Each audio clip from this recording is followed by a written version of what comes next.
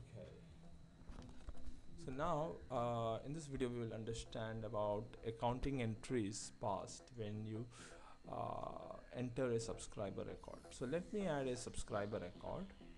And what happens when you add a subscriber record? When you add a subscriber record, its details are stored in the history, its accounting entries are passed in, and you can find that particular record in a finder. So let me add some data for this particular record.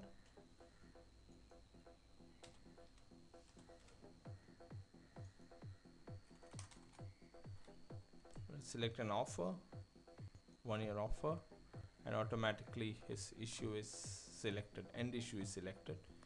Suppose the guy, you don't need to enter his payment details currently, yeah, and you might get his details after 15 minutes. So you're not preparing an invoice now.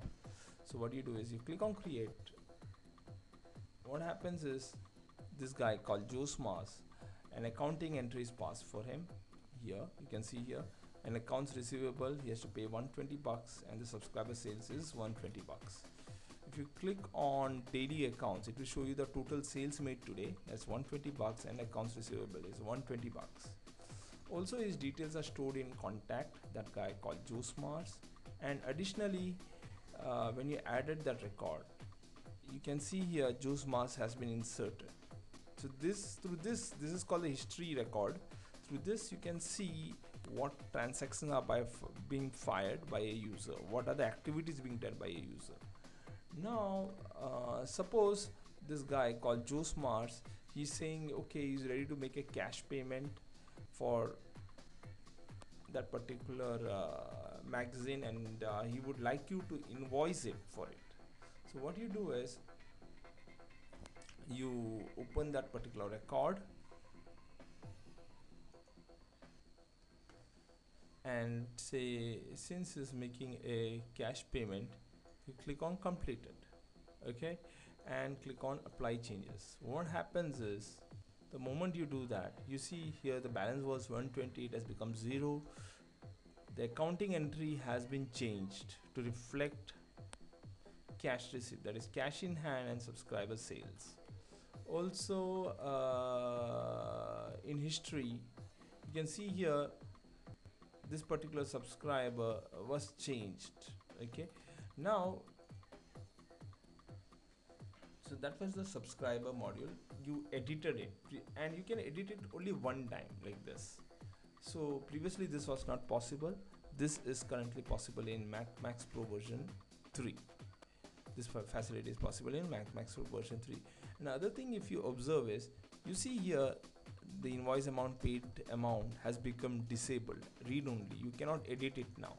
So you can edit it only one time, and once when an invoice is generated, then you cannot edit it, or you can edit it only one time. Because what happens is when you edit anything here, yeah, the respective accounting entry changes, so you can edit it only one time. You're getting it? So now let's do one thing, let's generate an invoice. To generate an invoice, what you do is you click on invoice like this, and an invoice is generated. There are many ways of generating an invoice. This is like if you want an invoice currently, just now, immediately, so then you click on that invoice button and the invoice is generated immediately. You see, this is an example of that invoice. You see here the client name, the address, the invoice details and everything.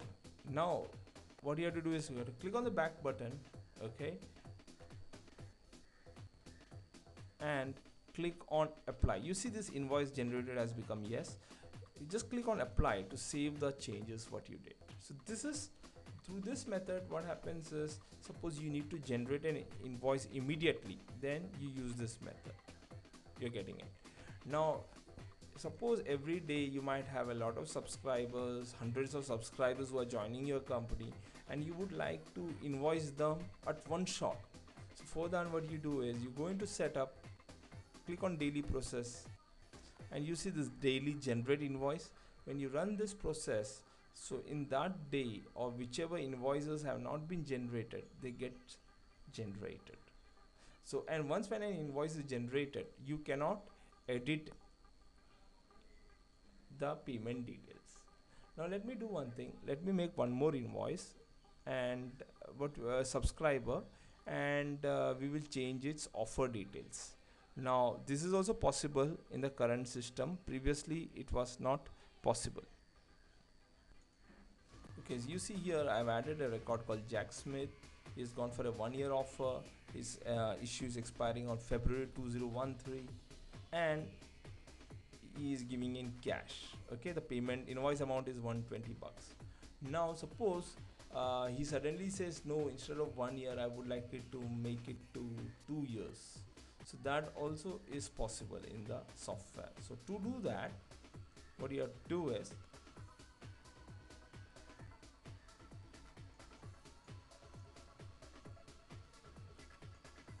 go back to the record.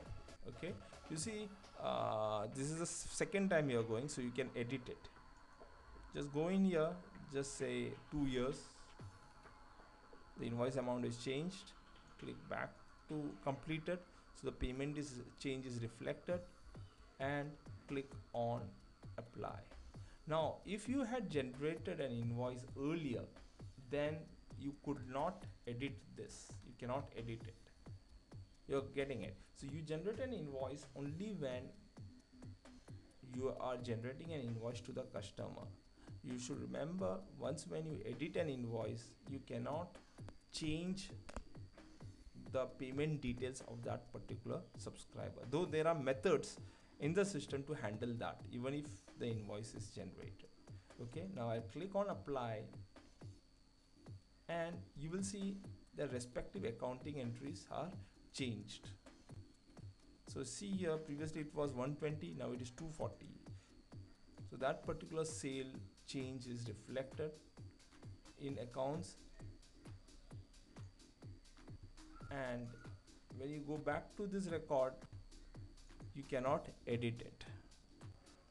So this is the new accounting updatable updatable subscriber facility in Mac Max Pro version